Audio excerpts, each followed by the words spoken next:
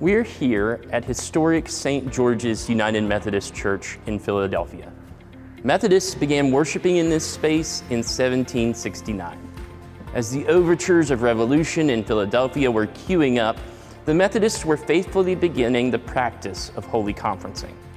The first Methodist annual conference in the United States was held here in historic St. George's on July 4th, 1773, 3 years to the day that the Confederation of Colonies would declare itself an independent and sovereign nation.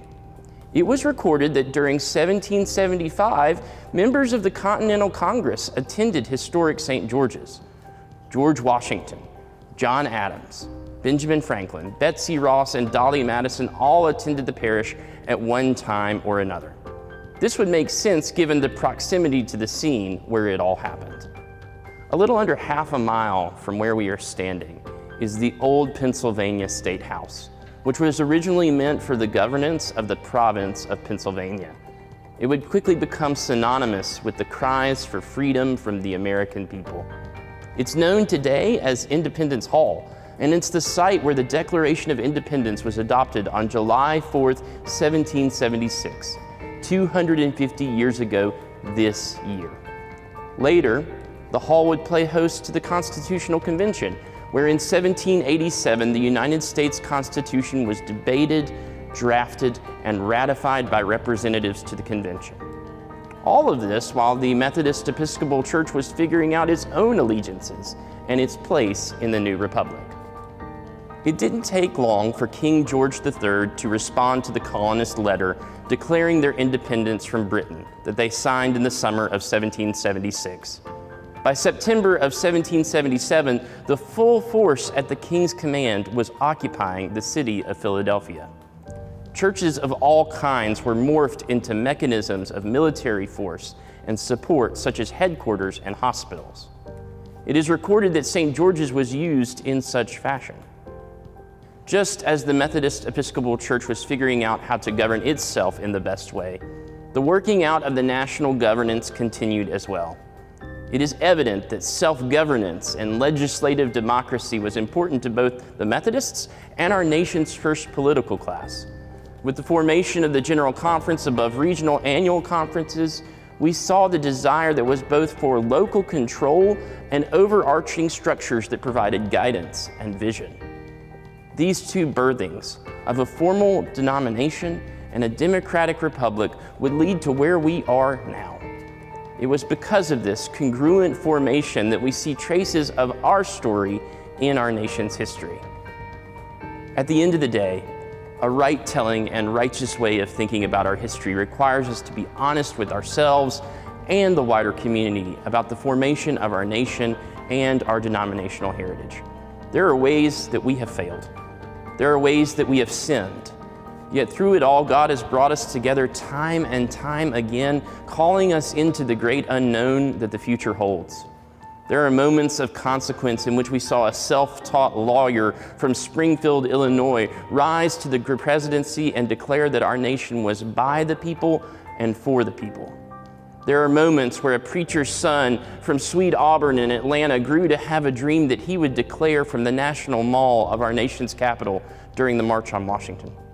There would be trailblazing clergy who demanded a spot at the table for themselves because women ought to have a place in the pulpit.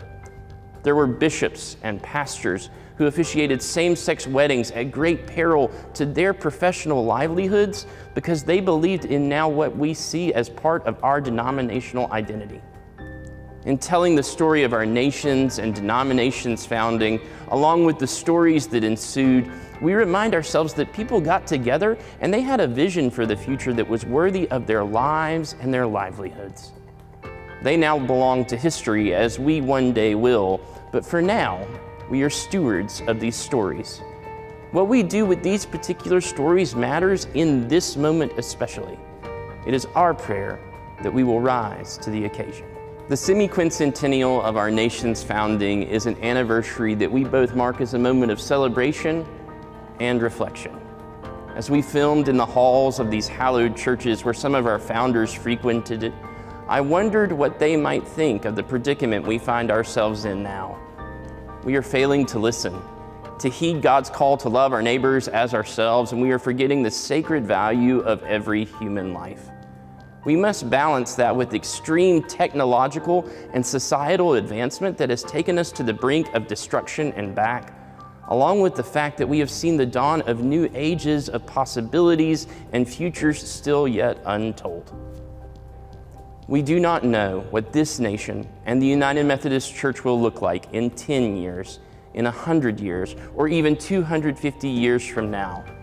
What we do know is that the history we do have tells us that people who band together in moments of confusion do not become unbound. Through it all, we see that God is working and pleading with us to show that history is living and breathing.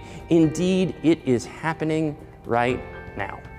One of my favorite personal letters that we have from President George Washington was one where he described romantic love as a very fine thing.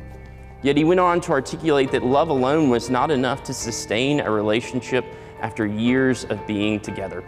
It took other qualities, traits, and moorings to keep the relationship alive. In some ways, in many ways, it could work not only for romantic love, but the admiration we have for our institution as well. Lord Alfred Tennyson, the famed British poet, in his poem Ulysses said, "We are not now the strength which in old days moved earth and heaven. That which we are, we are. One equal temper of heroic hearts, made weak by time and fate, but strong in will to strive, to seek, to find, and not to yield." The institutions we love are not what they once were, and we should thank God for that.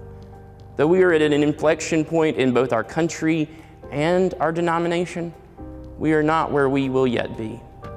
We may not be where we once were, but thank God that God has not left us here alone. We are going on together into whatever lies ahead.